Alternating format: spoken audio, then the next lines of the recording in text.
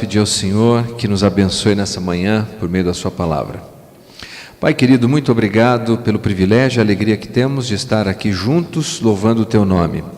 Te agradecemos, Senhor, pelas canções que foram aqui entoadas e temos, Senhor, o desejo sincero que o nosso louvor, a nossa generosidade tenha agradado a Ti. Que o Senhor possa olhar para cá nessa manhã e sorrir sobre nós. Nós abrimos também os nossos corações e pedimos que o Senhor continue falando conosco por meio da sua palavra. Em nome de Jesus, amém. Eu quero começar compartilhando uma fábula engraçadinha que eu tomei conhecimento. É a fábula que é conhecida como A Rã e o Sapo. Um dia, Dona Rã resolveu preparar alguns cookies em casa, umas bolachas. E correu imediatamente depois com a forma de cookies até a casa do sapo. Ele disse: sapo, experimenta isso daqui. E o sapo experimentou mas era tão delicioso, era o tipo de cookie que derretia na boca. E ele então, antes de terminar de engolir o primeiro, ainda dizendo de boca cheia: mas que coisa gostosa, já meteu a mão, pegou o segundo. E se sentaram os dois, Rã e Sapo, e comeram cookies, e comeram cookies, e comeram cookies. A Rã de repente disse: Sapo, melhor a gente parar com isso. Se nós continuarmos comendo cookie do jeito que a gente está comendo, nós vamos ficar doentes. E ele imediatamente falou: não, você está certo, enquanto já apanhava mais um cookie e punha na boca. Vamos fazer o seguinte, vamos aqui estabelecer um cookie, apenas mais um cookie, e a gente para. E a Rã, enquanto mastigava, disse: está certo, mais um. Mas mais um e mais um, e eles perceberam que não conseguiam parar de comer o cookie. Então o sapo disse: não, chega, vou parar com isso agora. Pegou uma caixa, colocou os cookies que ainda tinham dentro da caixa e pôs uma tampa. Falou: pronto, acabou. A Rã disse: mas sapo, nós ainda podemos apanhar a caixa, abrir a tampa e comer os cookies. Verdade. Pegou um barbante, falou: vou amarrou a tampa da caixa. Ele disse: mas sapo, disse a Rã, mas a gente ainda pode cortar o barbante, abrir a caixa e comer o cookie. Você tem razão. Pegou uma escada, mais alta que tinha, colocou o cookie na estante mais alta que tinha na casa. Desceu ofegante. E a Rã disse: mas sapo, a gente ainda pode pegar a escada, subir até a estante, cortar o barbante, abrir a caixa e comer o cookie. Você tem razão. E nesse momento ele saiu de dentro de casa, chamou todos os pássaros e começou a distribuir os cookies. E os pássaros devoraram rapidamente todos os cookies. E ele disse com satisfação: agora sim, nenhum cookie, acabou todos os cookies. Ela falou: mas não tem mais nenhum. A Rã disse: ele disse: não, nenhum, acabou tudo. Ela: puxa, o que significa isso? O sapo disse: significa que nós temos poder de vontade. O que você acha disso, Rã? Falou: eu concordo. Eu estou com poder e uma vontade de ir para casa e assar um bolo. A tentação é uma coisa complicada, não é? Porque a tentação tem a ver com algo que acontece dentro da gente. E nós precisamos lidar com isso. E há uma história na Bíblia que ilustra muito bem isso, o problema de como se dá a tentação. Como disse o pastor norte-americano John Piper, a tentação tem poder porque nos ilude com a ideia de que podemos e seremos mais felizes se fizermos isso ou aquilo. E quando nos damos conta, nós estamos enredados. Eu queria propor que talvez um passo a mais. A tentação consiste em violarmos algum padrão estabelecido por Deus com o desejo de sermos felizes. Nenhum de nós se vê enredado em tentação porque quer ser infeliz. A gente faz isso porque a gente deseja ser mais feliz. E a história que eu quero compartilhar com vocês nessa manhã é a história de uma mãe. Aliás, é a história da mãe de todos nós, Eva. O seu primeiro nome foi Ishá, que nada mais significa que uma versão feminina do Adão. Mas depois daquele episódio que nós chamamos de queda, descrito em Gênesis 3, ele dá um novo nome. Ela passa a ser chamada de Eva. E Eva significa aquela que doa a vida. E daí ficou conhecida como a mãe de todos nós. A primeira história, pelo menos tal qual registrada em texto, nós sabemos que foi feita por Moisés. No livro de Gênesis, no capítulo 3, talvez na pena inspirada, ainda numa folha de junco, nos seus registros e autógrafos originais. E ali nós aprendemos um pouco de como se deu isso. Como você conhece bem a história de Eva, eu vou dividir em 3 partes. A primeira, a sua tentação. A segunda, a sua tristeza. E a terceira, o seu testemunho. Abra, por favor, a sua Bíblia no livro de Gênesis, no capítulo 3.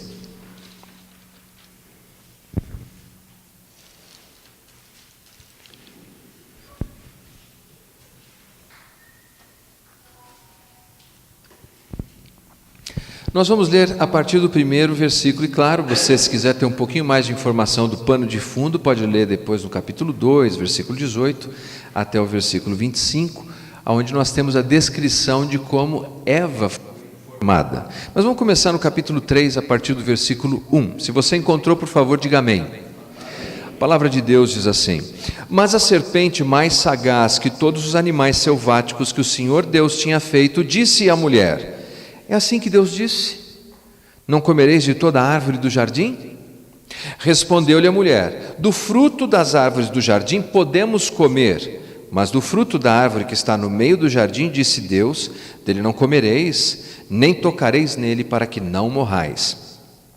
Então a serpente disse à mulher: É certo que não morrereis, porque Deus sabe que no dia em que dele comerdes, se vos abrirão os olhos, e como Deus sereis conhecedores do bem e do mal. Vendo a mulher que a árvore era boa para se comer, agradável aos olhos, e árvore desejável para dar entendimento, tomou-lhe do fruto e comeu, e deu também ao marido, e ele comeu. Até aqui é o suficiente. Bom, nós sabemos que Moisés é o autor desse livro, e sabemos que Moisés está escrevendo para o povo de Israel. E está escrevendo para o povo de Israel depois que eles foram libertos do seu tempo de escravidão, mais de 400 anos como escravos. E ele quer ensinar, antes de apresentar a lei que vai surgir posteriormente, em Êxodo, em Deuteronômio, em Levítico, que as nossas escolhas, e quando escolhemos violar a lei de Deus, elas carregam consequências que não afetam apenas a nós mesmos, mas afetam as pessoas que amamos e que estão à nossa volta. Aqui nesse texto, como disse, nós nos deparamos exatamente com 3 partes básicas que nós vamos conversar: a tentação, a tristeza e o testemunho. A maioria dos estudiosos da Bíblia concordam que o processo de tentação se dá de uma determinada maneira. Se nós fôssemos fazer aqui uma anatomia da tentação, e eu não quero gastar muito tempo com o Satanás, por exemplo, ou com a tentação, porque nós queremos falar de Eva. Mas a primeira coisa que nós podemos pensar é que sim, Satanás tem um modus operandi, ele faz as coisas mais ou menos sempre do mesmo jeito. Note no versículo 1 que a Bíblia nos diz que é num lugar paradisíaco chamado Éden que a história se desenrola. Veja, imagine o deserto. Se você já esteve em um deserto, você sabe do que eu estou falando. Já esteve em alguma região da Caatinga nordestina no Brasil, você sabe do que eu estou falando. Se viajou para algum país que tem alguma estrutura ou forma desértica, você sabe do que eu estou falando. Nada é mais atraente para alguém que está no deserto do que um jardim. E esse jardim Éden, no hebraico, tem a ideia de um lugar frutífero, que produz uma diversidade natural maravilhosa. Ele é descrito como um lugar que tem rios. A versão grega chama de paraíso, lugar de prazer. Tudo nesse lugar dá prazer. É um lugar de generosidade, amplamente generoso. Deus diz: vocês podem comer de tudo livremente. É um lugar de harmonia. Adão e Eva se dão bem, se dão tão bem que há aqui o que se chama de unidade onomástica. Os dois são chamados pelo mesmo nome no capítulo 5. Tudo parece ser perfeito, mas cuidado, pode ser perfeito no sentido de que tudo funcionava adequadamente, mas não no sentido de impossibilidade de falha. Do contrário, eles jamais teriam caído. Note você que mesmo num ambiente como esse, um ambiente em que há comunhão com Deus, porque a Bíblia nos diz que na viração do dia, Deus vinha bater um papo com esse casal. Nesse ambiente em que temos uma personagem tão importante como Eva, a primeira mulher, a primeira mãe, criada à imagem e semelhança de Deus, como nos diz o capítulo 1. Uma mulher tão extraordinária que foi chamada por Deus como Ezer no hebraico, que é ajudadora, socorredora. Antes que as mulheres me apedrejem na saída dizendo, uma mulher auxiliadora no século 21, você está de brincadeira com a gente. Mas a ideia e o vocábulo é o mesmo termo usado para descrever Deus e o que Deus faz. Deus é o socorredor de Israel. Deus é quem socorre a nação. E por assim dizer, Ele comunicou um atributo seu, uma qualidade sua, a essa mulher chamada Eva. É exatamente nesse jardim que aparece também um outro personagem. No jardim, nesse lugar. Veja, você não se iluda então pensar que a tentação só acontece nos lugares ruins da vida. A tentação acontece também nos bons lugares. Tentação acontece dentro de igreja.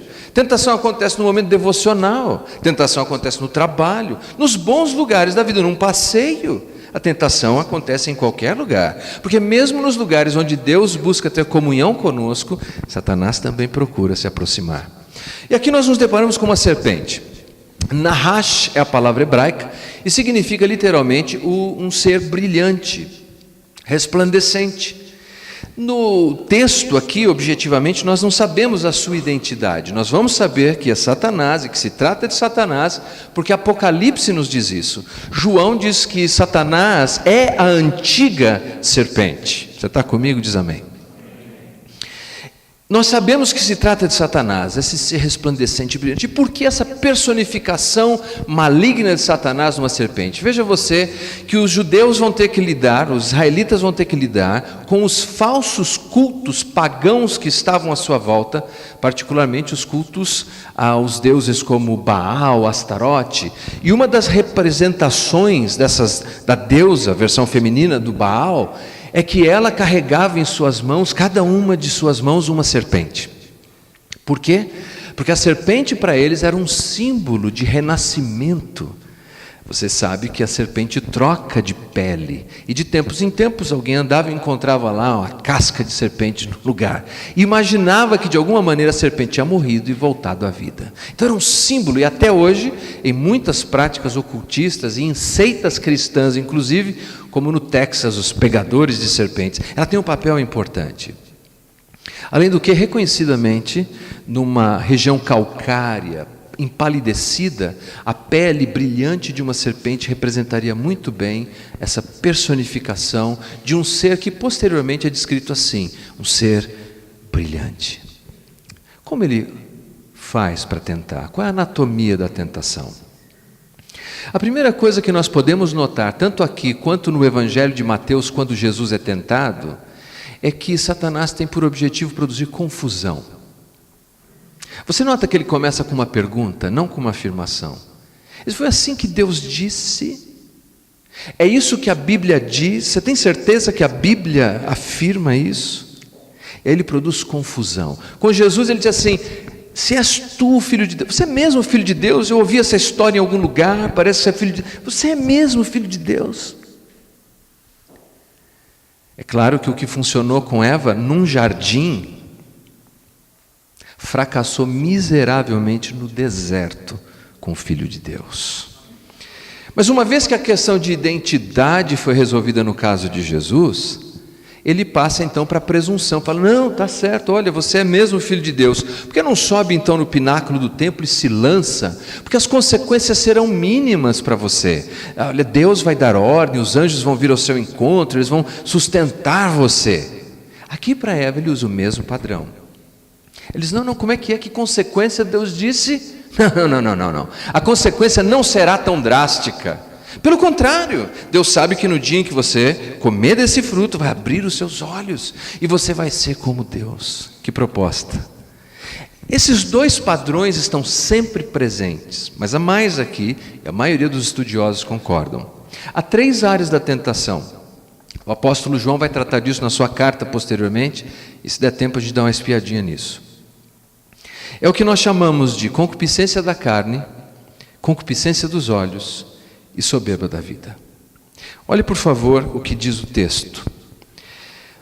O versículo 6 diz assim, nós estamos em Gênesis 3, 6. Vendo a mulher que a árvore era boa para se comer. Isso é chamado de concupiscência da carne. O que seria concupiscência da carne? Veja, boa para se comer, os sentidos físicos, o paladar, o olfato, o tato, está tudo aqui junto. É a ideia de que o prazer físico nos trará tanta felicidade que vale a pena jogar pela janela qualquer outro valor, mesmo que seja um valor calcado na palavra de Deus. E pense por um momento, quais seriam esses estímulos, esse desejo de satisfação física? Na nossa sociedade, poderíamos falar, por exemplo, do abuso do álcool. O abuso do álcool é um problema na nossa sociedade. Se discute muito a legalização de alguns entorpecentes, mas nós não conseguimos nem resolver o problema daqueles que são legalizados. Muitas pessoas, o seu amor pelo álcool, o desejo de ter o prazer que o álcool lhe oferece, é tão superior ao amor que tem pelo cônjuge, pela mulher, pelo marido, pelos filhos. O que dizer de outros que se expõem ainda ao uso de drogas ilícitas? Não se surpreenda, há pessoas dentro de igreja que fazem uso de drogas ilícitas. E o seu desejo de experimentar as sensações e as alterações psíquicas é tão intenso que eles estão dispostos a sacrificar tudo e todos por esse uso. Além disso, as superdosagens medicamentosas, o abuso do uso de medicamento. Nos Estados Unidos hoje isso é um problema epidêmico e o Brasil não está muito diferente. Chamados opioides, gente que abusa do uso de medicamento. Por quê? Por causa das sensações que são produzidas. Mas ainda há outras áreas, como por exemplo, a questão da sexualidade, a perversão da sexualidade. Deixa eu dizer algo para você, espero que fique muito claro, soa como heresia, mas não é. Ouça bem, ouça com todas as letras o que eu vou dizer. Deus gosta do sexo. Diabo não gosta do sexo. Eu explico. Deus nos criou como seres sexuais. E Deus nos abençoou para desfrutarmos da sexualidade dentro do casamento. Há um livro na Bíblia, num livro santo como a Bíblia, 66 livros, um livro que trata da sexualidade dentro do casamento, Cantares de Salomão. Quem não gosta de sexo não é Deus, é o diabo. E por isso o diabo perverte a sexualidade, reduz os seres humanos a meros objetos explorados de modo pornográfico. Mas Deus não é assim.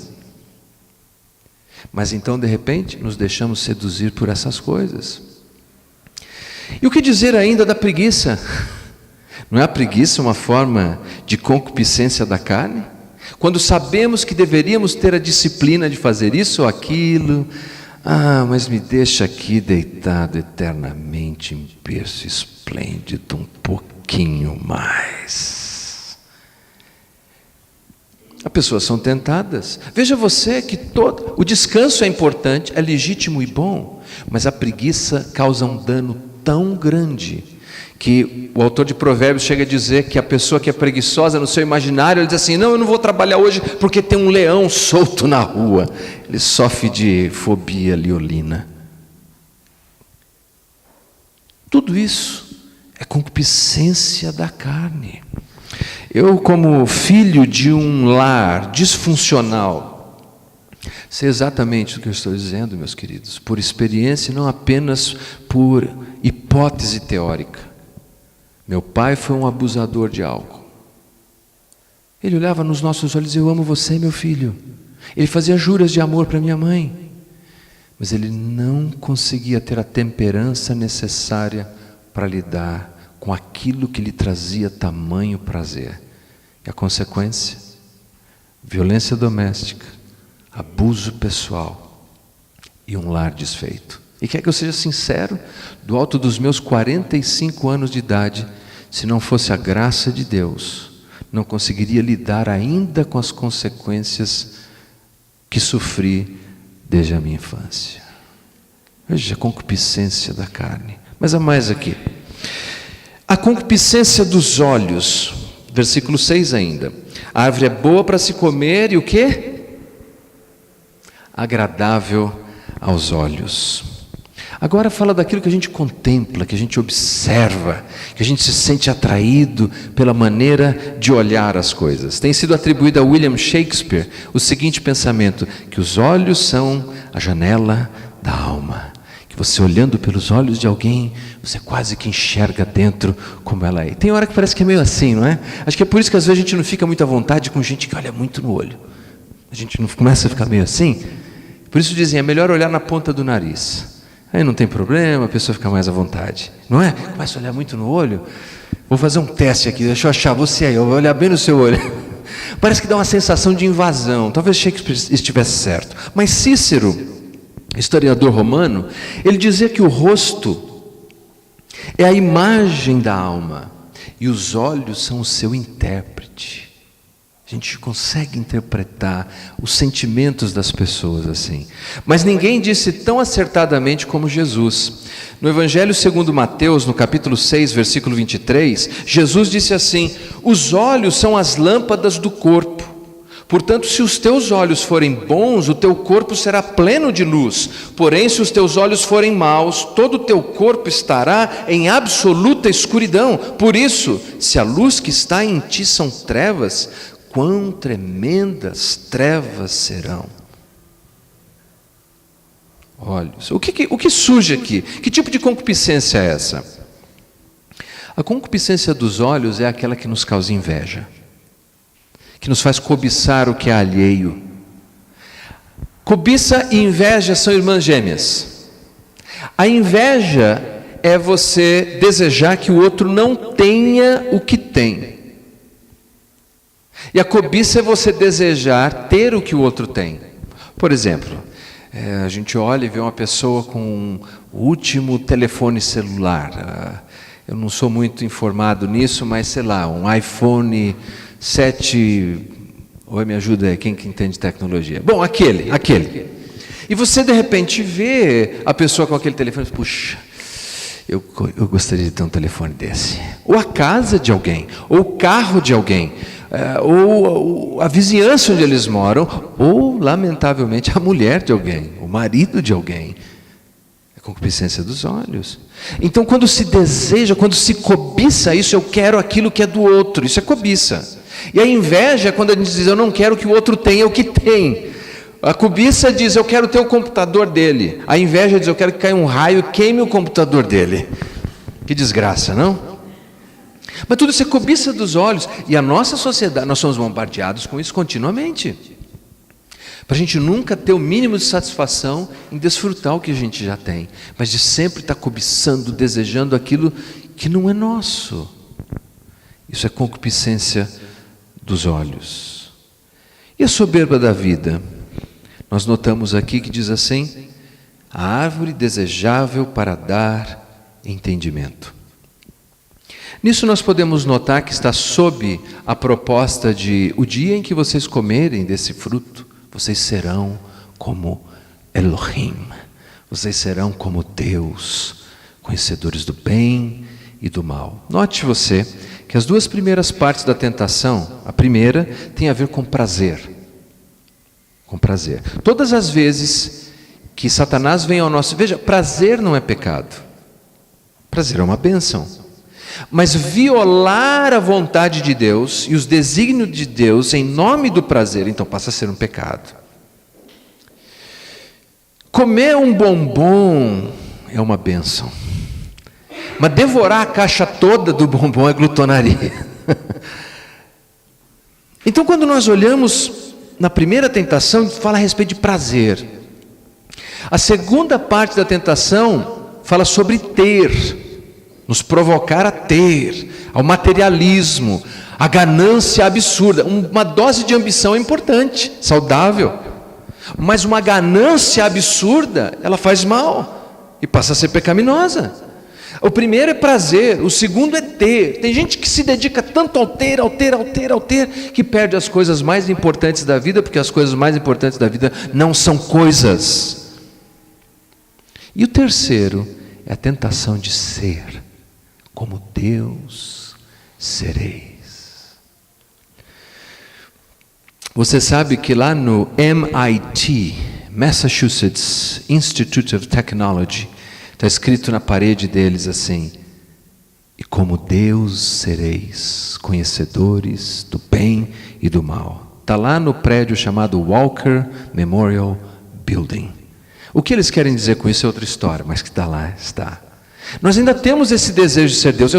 Eu como pastor, há 27 anos, sentando com as pessoas, ouvindo, aconselhando, ouvindo a dor, as angústias, os dilemas, lidando com o lado negativo da vida, o lado dark da vida, as dificuldades em que a gente se mete. Eu vejo continuamente essa tentação na vida das pessoas que aconselho e na minha própria vida. Como Deus sereis. Não sofremos pelo nosso desejo terrível de controlar tudo, de controlar todos, de controlar o cônjuge, de controlar os filhos, de controlar a igreja, de controlar... E nós sofremos o desejo de ser como Deus. Ser. Aqui nós podemos falar daquela arrogância, do exagero, da altivez. Por exemplo, o pastor é um bicho que sofre do que se chama de atitude evangelástica. Já ouviu falar disso? Evangelástica. Tem 30 pessoas num culto, aí pergunta para ele, quantas pessoas tinham no culto? Ele falou, olha, acho que umas 300. Ele é evangelástico. Puxa, você escreveu um livro, quantas cópias o seu livro vendeu? Vendeu uns 50, acho que umas 500, evangelástico. E nós exageramos as coisas, aumentamos as nossas histórias. Ontem o Robson ministrou, nosso colega lá do seminário, ministrou uma mensagem muito boa antes da pesca que tivemos em família lá na BK. Ele disse que um amigo dele que é pescador disse assim, olha, eu fui pescar e eu pesquei tão bem, eu peguei 999 peixes. Ele disse, rapaz, 999 peixes? Por que não arredonda logo para 1000? Ele falou, você quer que eu seja mentiroso? Mas a gente exagera, aumenta o nosso status, a nossa posição, para ostentar. Nós vivemos uma época de crente ostentação. Eva sofreu disso, do desejo de... Ela já tinha em si a imagem de Deus, criada a imagem de Deus, e o diabo disse, mas não é suficiente, você tem que ser Deus. Você pode ser Deus. E talvez na mente dela, aqui eu apenas especulo, talvez ela estava pensando, poxa, quem sabe você é Deus, Adão vai ser Deus, nossos filhos serão deuses, muito melhor, vamos fazer isso, vamos violar o que diz Deus. Abra por favor a sua Bíblia na primeira carta de João, capítulo 2, versículo 16.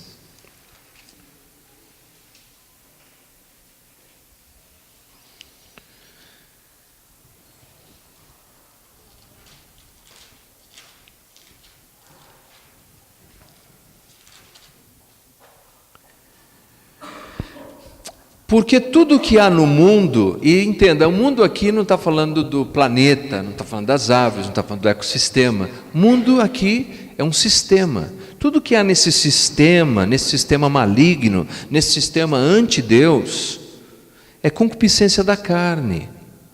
É o estímulo contínuo para que você pense apenas no seu prazer físico.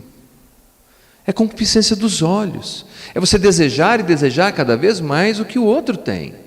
Um descontentamento contínuo e soberba da vida, projetar-se a si mesmo mais do que você é, para impressionar as pessoas que estão à sua volta, para você parecer ser tão maior do que é na verdade. Tudo isso não procede do Pai, mas procede do mundo, desse sistema, desse cosmos que nos faz tanto mal. Ainda falando sobre a tentação, o Discipleship Journal, que faz várias pesquisas interessantes sobre vida cristã, trouxe uma pesquisa que diz assim, que 81% das pessoas que disseram se sentir tentadas, se sentiram tentadas quando estavam muito esgotadas fisicamente, muito cansadas. E ainda que 57% dessas pessoas disseram que foi a negligência com o seu tempo com Deus que fez com que se sentissem ainda mais tentado. Mas olha que interessante, 84% eles disseram que conseguiram vencer as tentações com oração, falando com Deus, pedindo a Deus socorro. É possível vencer a tentação, mas a gente tem que pedir socorro. Eva poderia ter pedido socorro ali mesmo no jardim. Dizer, Deus, eu estou me perdendo nisso, já que Adão estava omisso. Mas ela não fez. Ela se envolveu. Ela gostou de tudo aquilo. E a verdade é que a gente se envolve com tudo isso, porque lá no fundo a gente gosta.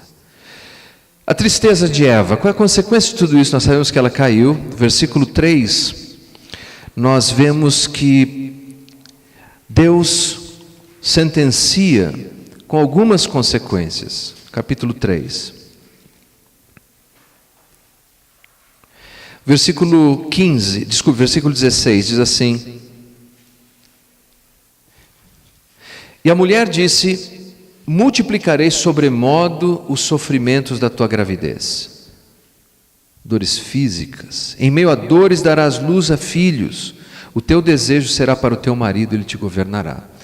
Aqui nós falamos de consequências de dores físicas, de dores emocionais. Como diz o ditado, ser mãe é padecer no paraíso. Mãe sofre o resto da vida por causa dos seus filhos. É um vínculo tão profundo, tão intenso. E ela ainda sentiria isso, ela não fazia ideia do que estava vindo. E mais, fala aqui do que nós poderíamos chamar da inauguração da guerra dos sexos. O seu desejo será para o teu marido, ele te dominará. Alguns estudiosos da língua hebraica afirmam que o texto poderia ser traduzido assim: o teu desejo será contra o teu marido, disputa, competição ao invés de cooperação, e ele te dominará. Bom, seja como for, é o que temos visto ao longo da história. Mas não para por aqui. Quando nós chegamos ainda no texto e consideramos ele na sua amplitude, nós vemos que Deus expulsou Eva com seu marido do jardim do Éden, do lugar de prazer. E agora a vida seria muito mais difícil. Mas além disso, no capítulo 4, nós aprendemos de 2 filhos, e os mais renomados, por isso são citados aqui, Caim e Abel, filhos de Adão e Eva. Ela não imaginava que a consequência alcançaria os seus filhos, pelo menos não temos registro que ela imaginasse isso. Veja você, a proposta de Satanás era: você vai conhecer o bem e o mal. Mas não era um conhecimento cognitivo de saber e definir o que era bem e mal. Antes disso, Deus definia o que era bom e o que era mal. Agora, o diabo estava dizendo: não, você vai poder definir. O que você achar que é bom, o que você achar que é ruim, é ruim. Não é o que a sociedade faz hoje? Eles redefinem o que é bom e o que é mal. Deixa Deus de lado, nós vamos definir o que é bom e o que é mal. Essa era a proposta. O que Satanás não disse para Eva era que ela não conheceria o mal apenas do ponto de vista cognitivo, mas que ela experimentaria o mal na essência do seu ser. E que ela passaria essa malignidade para a próxima geração e para a próxima geração. Então, no capítulo 4, Caim, que é lavrador, seu irmão, que é pastor, Caim tomado agora de um sentimento que outrora era estranho, ciúmes, inveja, cria um plano doloso, leva o seu irmão para o mato e mata Abel na mata. Mata o próprio irmão. Você vê que tem dolo, ele chama, ele leva no lugar, ele tira a vida do próprio irmão. Eva perde um filho, primeiro fratricídio da história, ela perde seu filho.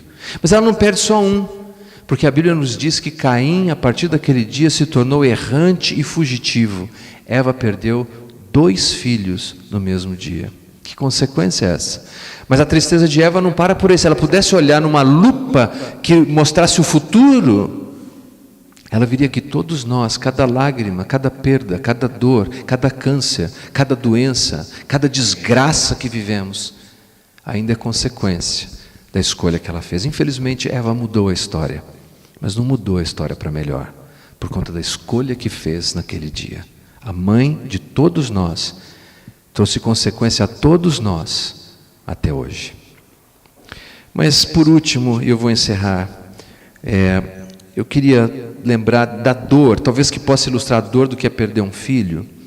É uma música do Chico Buarque, diz assim: ó pedaço de mim, ó metade afastada de mim, leva o teu olhar, que a saudade é o pior tormento, é pior do que o esquecimento, é pior que se entrevar.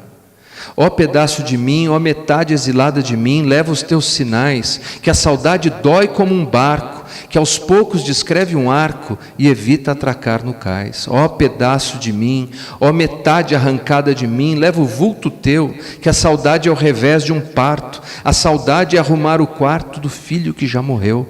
Ó pedaço de mim, ó metade amputada de mim, leva o que há de ti, que a saudade dói, lateja, é assim como uma fisgada no membro que já perdi. Ó pedaço de mim, ó metade adorada de mim, leva os meus olhos, que a saudade é o pior castigo, eu não quero levar comigo a mortalha do amor a Deus. Talvez ele ilustrou bem o que Eva sentiu na perda dos 2 filhos. Se a história terminasse aqui, nós íamos embora down, mas não termina. Ela termina aqui. Se você me dá mais um minuto, eu gostaria de concluir, tudo bem? O testemunho de Eva. Deus volta ao jardim. E como é bom saber que Deus volta ao jardim. E em Gênesis capítulo 3, nós encontramos no versículo 15 aquilo que ficou conhecido como o proto-evangelho, o protótipo do evangelho, o evangelho resumido, uma esperança apresentada. Assim como uma grande árvore, ela é carregada dentro de uma pequena semente, toda a mensagem do evangelho está carregada nesse versículo, que diz assim: porém inimizade entre ti e a mulher, entre a tua descendência e o seu descendente, este te ferirá a cabeça, tu lhe ferirás o calcanhar. É uma figura de linguagem para descrever. Imagine um homem com pés desnudo, que vai em direção a uma serpente. A serpente se prepara para lhe dar um bote, mas ele está determinado a esmagar a cabeça da serpente com um pisão, e ele faz isso, e pisa a cabeça da serpente, mas ao fazer isso, a serpente lhe abocanha o calcanhar com uma ferida, mas nessa luta, ela tem a sua cabeça esmagada. Bom, aqui no texto é obscuro, mas quando estudamos o Evangelho, sabemos que Deus amou o mundo de tal maneira que enviou seu Filho Jesus, para que todo aquele que nele crê não pereça, mas tenha vida eterna. E na cruz do Calvário, Jesus pisou a cabeça de Satanás, foi profundamente ferido, mas venceu. Aleluia! E isso nos abre toda uma esperança porque, sim, Adão e Eva saem do jardim, mas Deus sai com eles do jardim. Deus acompanha todas as gerações que se seguem. E ainda no capítulo 4, no versículo 26, Deus dá a Eva um novo filho. O nome dele é Sete. E o texto termina dizendo: e então começou-se a invocar o nome do Senhor, mesmo no meio do deserto. Não mais no jardim, no deserto. Mesmo no deserto das nossas consequências, ainda podemos invocar o nome do Senhor. O livro de Gênesis é um livro maravilhoso, porque ele é um livro que nos fala de começo e de recomeços. A palavra Toled aparece várias vezes para dizer: as coisas começam, tem seu ciclo, mas podem recomeçar. E é essa esperança que encontramos, é o testemunho de Eva. Talvez, se fôssemos falar com ela, ela diria o que disse o humorista Chico Anísio. Ele escreveu um livro chamado assim, Como Segurar o Seu Casamento. E numa entrevista perguntaram: como você escreve um livro desse? Você casou 6 vezes. Ele disse: porque eu quero ensinar às pessoas o seguinte: não faça o que eu fiz. Eva talvez diria isso: olha, não faça o que eu fiz, veja as consequências de tudo isso, mas lembre-se, há sempre esperança na graça de Deus. Tentação, as pessoas pensam equivocadamente, não é errar. Todos nós podemos e somos tentados. Em si mesmo não é um erro. Tentação não é desagradar a Deus. Você não desagrada a Deus quando está sendo tentado. Tentação não é sinônimo de maturidade. As pessoas mais maduras na fé podem sofrer tentação. E cair em tentação não é o fim. Gênesis nos ensina que há um começo e há uma oportunidade de recomeço. Eva mudou a história com a sua tentação, com a sua tristeza, mas nos deixou um lindo testemunho de que há esperança. Vamos orar. Pai querido, obrigado, Senhor. Obrigado por essa manhã, obrigado pela sua palavra, obrigado pelos meus irmãos e irmãs, obrigado por essa linda história que brevemente conversamos hoje. Que possamos, Senhor, por meio dessa história, abrirmos os nossos corações para que o Senhor nos ajude nos nossos momentos de tentação. Como nos ensinou o nosso Salvador, não nos deixes cair em tentação, mas livra-nos do mal. E Pai, nós te agradecemos porque mesmo no meio dessa história de tons tão cinzas, nós vemos, Senhor, uma coloração viva de esperança. E é por isso que te agradecemos, na esperança que temos no Salvador Jesus. Abençoe os meus irmãos e irmãs, nos abençoe e dá-nos a graça de vivermos para a tua glória, em nome de Jesus. Amém. Vamos ficar em pé? Que o amor de Deus Pai, o Todo-Poderoso, que a graça infinita e maravilhosa do Senhor Jesus Cristo e o encorajamento do Espírito Santo de Deus esteja na sua vida, não somente hoje, mas para todos sempre. Quem crê, diga amém. Deus abençoe, deve ter um café gostoso ali, não vai embora correndo.